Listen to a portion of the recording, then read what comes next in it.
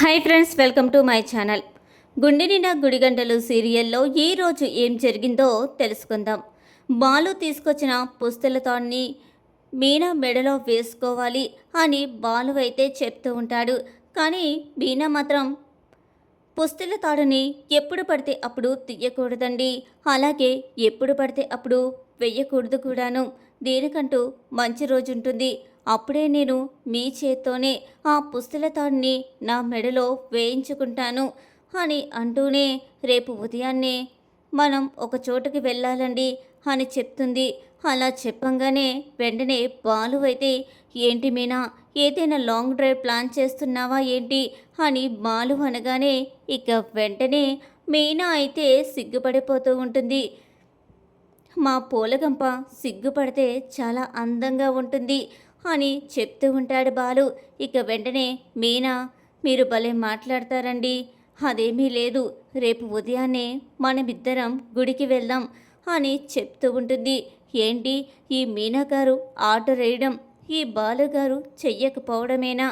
సరేనా, తప్పకుండా వెళ్దాము అని బాలు అయితే చెబుతాడు. ఇక ఉదయం అవుతుంది. బాలు మీనా కూడా పెళ్లి కొడుకు పెళ్లి కూతురులాగా బాగా రెడీ అయ్యి బయలుదేరుతూ ఉంటారు. ఇక అప్పుడే ప్రభావతి వీళ్ళిద్దరినీ కూడా షాక్ అయిపోతుంది. ఏంటో ఎక్కడికో బాగా రెడీ అవ్వి వెళ్తున్నట్టున్నారు, ఏదైనా ఫంక్షన్కి వెళ్తున్నారా ఏంటి అని అడుగుతూ ఉంటుంది. అప్పుడే వెంటనే బాలు అయితే, మేము ఏది చేసినా నీకు విచిత్రంగానే ఉంటుంది, మేము ఏది మాట్లాడినా నీకు వింతగానే కనిపిస్తుంది, మమ్మల్ని చూసినా మా మాటలు విన్నా నీకు చాలా వింతగా ఉంటుంది. ఆ లక్షల మింగినోడు రోజు ఉదయాన్నే మంచి మంచి డ్రెస్సులు వేసుకుని తిరుగుతూ ఉంటాడు, కానీ వాడు చేసే పనులు వాడి మాటలు నీకు అర్థం కావులే అని చెప్పంగానే ఇక వెంటనే ప్రభావతి అయితే, మనిద్దరం మాట్లాడుకున్నప్పుడు వాడి గొడవ నీకెందుకురా అని సీరియస్ అవుతూ ఉంటుంది. అప్పుడే సత్యమైతే అక్కడికి వస్తాడు. ఏంటి పొద్దున్నే, ఏంటి మీ తల్లి కొడుకుల వాదన? అబ్బబ్బా, ఎప్పుడు చూసినా నిప్పు మీద పడిన ఉప్పల్లే చిటపటలాడిపోతూ ఉంటారు. సరే నాన్న, నువ్వే చెప్పు, మేమిద్దరం రెడీ అవి వెళ్తున్నామని ఈ లక్షావతి కుళ్ళుకుంటుంది, అదే మా అమ్మ కుళ్ళిపోతుంది. ఆ మనోజ్ గాడు ఎప్పుడు చూసినా ఇస్త్రీ బట్టలు వేసుకుని టక్కు టిక్కు చేసుకుని ఎంత బాగా రెడీ అవుతాడు. ఏదో ఈ ఒక్కరోజు గుడికి వెళ్ళాలని చెప్పి కాస్త రెడీ అవ్వాము అంతే, దీనికే ఇంత పెద్ద యుద్ధం చేసేస్తుంది అని చెప్తాడు. ఇక వెంటనే సత్యమైతే, వాళ్ళు ఎక్కడికో వెళ్తున్నారు కదా, వెళ్ళనివ్వి, సరే బాలు నువ్వు వెళ్ళు అని చెప్పి బాలుని మీనాని అయితే అక్కడి నుండి పంపిస్తాడు.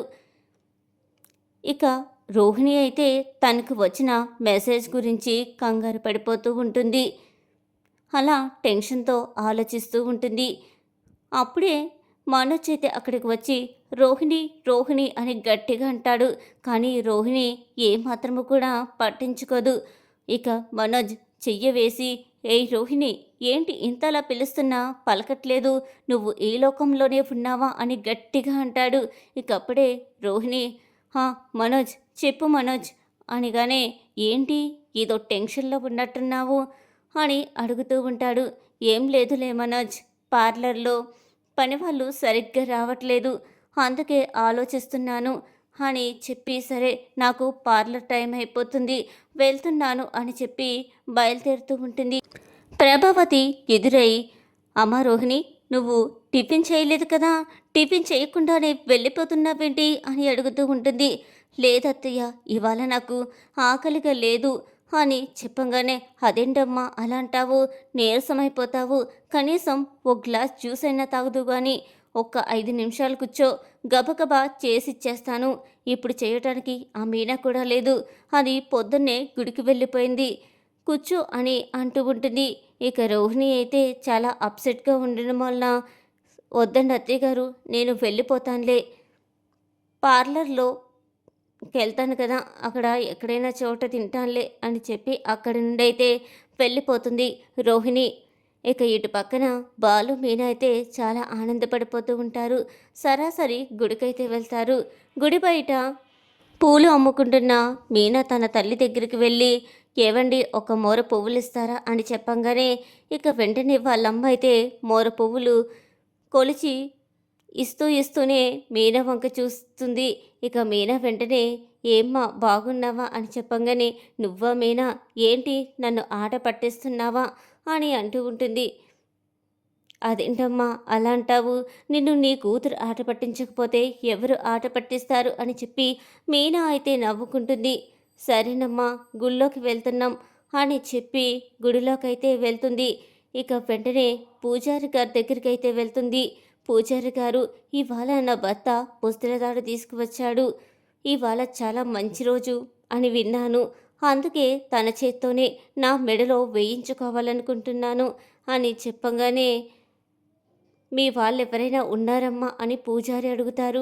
బయటే మా అమ్ముంది అని బయటకైతే వచ్చి వాళ్ళమ్మని తీసుకువెళ్దామని అనుకునేలోపు అక్కడే మీనా తమ్ముడు శివ అయితే వస్తాడు. ఇక శివ మీనాని చూసి చాలా సంతోషపడతాడు. ఏంటక్క బాగున్నావా అని అడుగుతాడు. నాకేంట్రా, బావ నన్ను చాలా బాగా చూసుకుంటున్నాడు అని చెప్పి మీనా అయితే అంటుంది. అప్పుడే పార్వతిని చెయ్యి పట్టుకుని మీనా లోపలికైతే వెళ్తుంది. ఇక శివ వాళ్ళతో పాటే లోపలికి వెళ్తాడు. ఇక వీళ్ళ ముందే భాను అయితే మీనా మెడలో పుస్తలతాడు వెయ్యబోతూ ఉండగా అప్పుడే అక్కడున్న జనమందరూ కూడా, ఏంటి మీకు పెళ్లి జరగబోతున్నట్టుంది, ప్రేమించుకున్నారా అని అడుగుతూ ఉంటారు.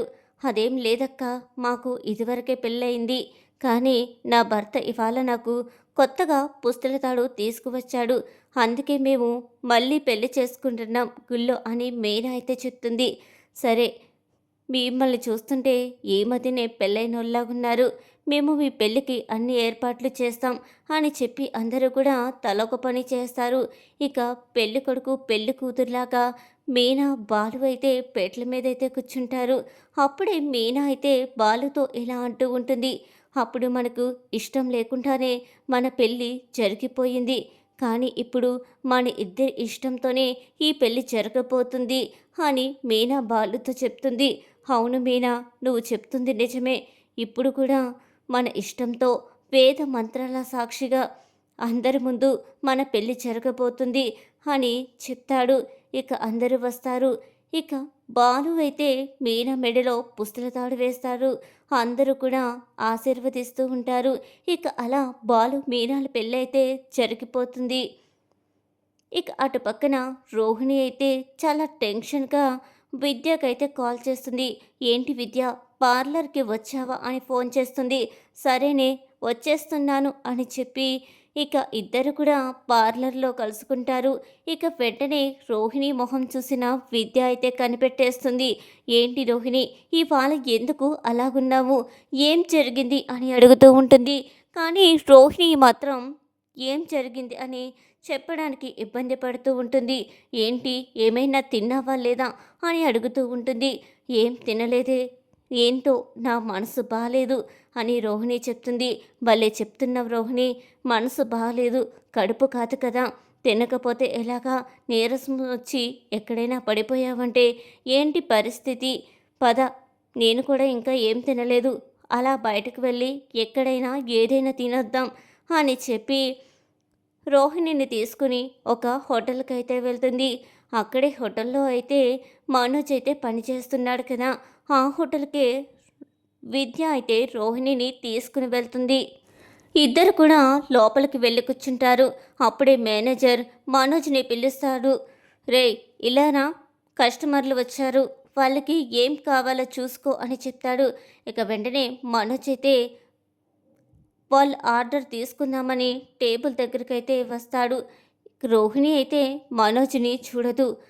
అప్పుడే విద్య అయితే ఇలా టిఫిన్ తీసుకురా అని చెప్పి తన ఆర్డర్ అయితే చెబుతుంది. ఏంటి, ఈ గొంతు ఎక్కడో విన్నట్లుంది అని చెప్పి ఒక్కసారిగా తలెత్తి చూస్తాడు మనోజ్. ఇక విద్యాని చూసి ఆ పక్కనే ఉన్న రోహిణిని చూసి షాక్ అయిపోతాడు. రోహిణి మాత్రం ఏదో ఆలోచిస్తూ ఉంటుంది. అందుకే మనోజ్నైతే అస్సలు గమనించుకోదు.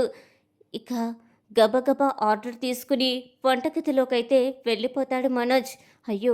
రోహిణి వచ్చిందేంటి? ఇప్పుడు గాని నన్ను ఇలా చూసిందంటే నా పని ఇంకా అంతే. నేను ఎంతో గొప్పగా సాఫ్ట్‌వేర్ జాబ్ చేస్తున్నాను అని గొప్పలు చెప్పుకున్నాను. ఇప్పుడు గాని నన్ను ఇలా గాని చూసిందంటే రోహిణి ముందు నా పరువంతా పోతుంది. ఏ భర్తయినా తన భార్య ముందు పరువు పోవాలని కోరుకోడు కదా! ఇప్పుడు నేను ఇక్కడి నుండి ఎలా తప్పించుకోవాలి అని చెప్పి ఇక వెంటనే పక్కనున్న అతనికైతే పిలుస్తాడు. ఈ ఆర్డర్ నువ్వే తీసుకుని వెళ్ళు, నాకు కొంచెం పని ఉంది అని చెప్తాడు. ఇక వెంటనే అతనైతే నేను గాని ఇప్పుడు తీసుకువెళ్ళాననుకో మేనేజర్ నన్ను చంపేస్తాడు. నువ్వే తీసుకువెళ్ళు అంటాడు. లేదయ్యా, నాకు ఇప్పుడు అర్జెంట్ ప్రాబ్లం ఉంది, నేను వాష్రూమ్కి వెళ్ళాలి అని చెప్తాడు. సరే అలాగైతే ఓకే, మేనేజర్ అడిగితే ఇదే చెప్తాను అని ఆ ఆర్డర్ అయితే ఇక అతనైతే తీసుకుని వెళ్ళి ఇక రోహిణికి విద్యకి అయితే ఇస్తాడు. కానీ రోహిణి తినడానికి ఇష్టపడదు. విద్య బలవంతంగా రోహిణిని తినమంటుంది. ఇక చేసేదేమీ లేక రోహిణి అయితే తింటూ ఉంటుంది. మనోజ్ అయితే వాష్రూమ్ కని చెప్పి అబద్ధం చెప్పి ఒక గదిలో అయితే కూర్చుంటాడు. ఇక అప్పుడే వీళ్ళిద్దరూ టిఫిన్ చేసేసి బిల్లు కట్టడానికి బిల్ కౌంటర్ దగ్గర నిలబడి ఉంటారు. విద్య అయితే బిల్ అయితే పే చేస్తూ ఉంటుంది. వీళ్ళు వెళ్ళిపోయారు అని అనుకుని మనోజ్ అయితే అప్పుడే వస్తాడు. వెళ్ళిపోతున్నారు. అమ్మయ్య, ఇక ఎలాంటి భయము నాకుండదు. ఇంకా నయమే, రోహిణి నన్ను చూడలేదు. నన్ను చూసుంటే ఇప్పుడు నా పరిస్థితి ఏమవుదునో. ముందు మా అమ్మ దగ్గరికి వెళ్ళి చెప్పేస్తుంది. అప్పుడు మా అమ్మ నన్ను చంపేస్తుంది.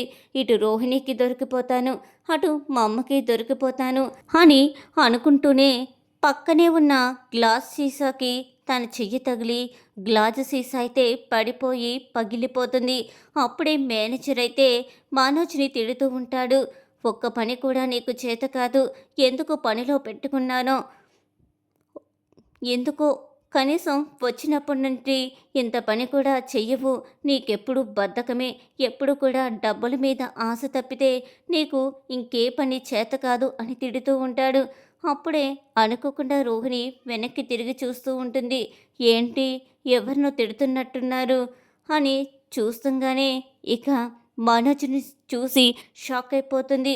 అదేంటి విద్య, మనోజ్లాగున్నాడు, మనోజ్ సాఫ్ట్వేర్ ఇంజనీర్ అని చెప్పాడు, అక్కడ సాఫ్ట్వేర్ జాబ్ చేస్తున్నానని చెప్పి ఇక్కడ వెయిటర్గా చేస్తున్నాడా, నన్ను ఇంత మోసం చేస్తాడా అని చెప్పి రోహిణి అయితే మనోజ్ దగ్గరికి అయితే వెళ్తుంది. అప్పుడే మేనేజర్, ఏంటి మేడం, మీరు బిల్ పే చేశారు కదా, మళ్ళీ ఎందుకు వెనక్కి వస్తున్నారు అని చెప్పి మేనేజర్ అయితే అంటూ ఉంటాడు. ఇంకప్పుడే రోహిణి మనోజ్ కాలర్ పట్టుకుని, ఏంటి మనోజ్, నాకు అబద్ధం చెప్పావా, నన్ను ఇంతలా మోసం చేస్తావా, కట్టుకున్న భార్యను కూడా మోసం చేసే స్థితికి నువ్వు దిగజారిపోయావా, నువ్వు ఎన్ని మోసాలు చేసినా నువ్వు మారావు, మంచివాడువు అని అనుకుంటున్నాను, కానీ నన్ను మోసం చెయ్యడానికి నీకు ఎలా మనసొప్పింది అని అడుగుతూ ఉంటుంది. ఇక చెప్పేదేమీ లేక మనోజ్ అయితే రోహిణి వంకే చూస్తూ ఉంటాడు.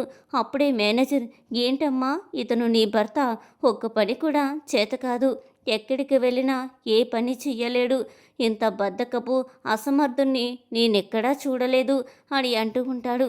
ఆ మాటలకి రోహిణికి ఇంకా కోపం ఎక్కువైపోతుంది. ఛా మనోజ్, నువ్వు ఇలాంటి వాడివా, ఇటువంటి వాడిని నేను పెళ్లి చేసుకున్నానా, నీ మీద నేను ఎంత నమ్మకం పెట్టుకున్నాను.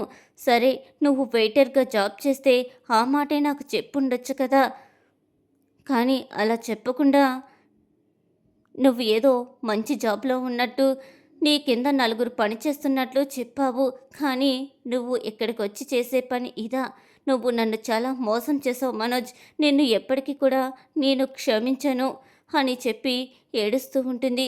పక్కనే ఉన్న విద్య అయితే, రోహిణి "ఆ, ఏడవద్దు, అందరూ చూస్తున్నారు, ఇప్పుడు నీ పరువు, మనోజ్ పరువు కూడా పోతుంది అని అంటూ ఉంటుంది. ఇంకెక్కడ పరువు విద్య, ఎప్పుడూ పోయింది. మనోజ్ ఏ జాబు లేక చివరికి ఈ జాబ్లో చేరినప్పుడే నా పరువు పోయింది, కానీ ఆ పరువు పోయింది అని ఇప్పటికి నాకు తెలిసింది అని రోహిణి అయితే చాలా కృంగిపోతుంది. ఇక మనోజ్ అయితే వెంటనే రోహిణి దగ్గరికి వచ్చి, రోహిణి నన్ను క్షమించు, ఏ జాబు లేనివాడిగా మిగిలిపోవడం కన్నా ఏదో ఒక జాబ్ చేస్తూ మిమ్మల్ని అందరినీ కూడా సంతోషపెట్టాలనుకున్నానే తప్ప మిమ్మల్ని మోసం చెయ్యాలనే ఉద్దేశం కూడా నాకు లేదు అని మనోజ్ అయితే చెప్తూ ఉంటాడు. నేను ఈ జాబు చేస్తూనే నేను ఇంకా పెద్ద కంపెనీల జాబ్లకి అప్లై చేస్తున్నాను. నాకు ఇంటర్వ్యూకి లెటర్స్ కూడా వస్తున్నాయి. ఎప్పుడు కాల్ వస్తే అప్పుడు నేను ఆ జాబ్కి అటెండ్ అయ్యి తప్పకుండా ఇంటర్వ్యూలో పాస్ అయ్యి పెద్ద జాబ్ కొడతాను. రోహిణి నన్ను నమ్ము అని చెప్తాడు. ఇదేనండి ఇవాళ సీరియల్ ఎపిసోడ్. ఈ వీడియో మీకు నచ్చిందా అయితే లైక్ చేయండి. ఛానల్ని అయితే తప్పకుండా సబ్స్క్రైబ్ చేసుకోండి.